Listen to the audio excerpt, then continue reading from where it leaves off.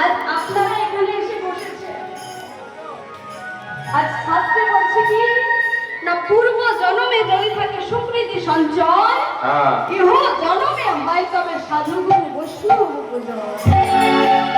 আজ আপনারা এখানে এসেছেন কেন না, আপনাদের পূর্ব জন্মে সুকৃতি সঞ্চয় ছিল বলে তাই আজ আপনারা এখানে সাধু সঙ্গ করতে এসেছেন, বৈষ্ণব সঙ্গ করতে এসেছেন।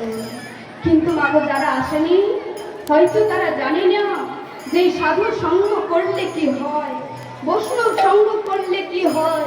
মাগো এই সঙ্গের ফলে আমরা যে কোথা থেকে কোথায় চলে যেতে পারি আমরা নিজেরাও জানি না। একটি সামান্য গোবরে পোকা, ওমা গোবরে পোকা কোথায় থাকে বলুন তো? গোবরে থাকে। সামান্য গোবরে পোকা সে যদি গোবরে পোকা হয়ে নারায়ণের চরণে যেতে পারে, আর আমরা তো মানব, আমাদেরকে তো ভগবান হাত পা বদন সব দিয়েছে,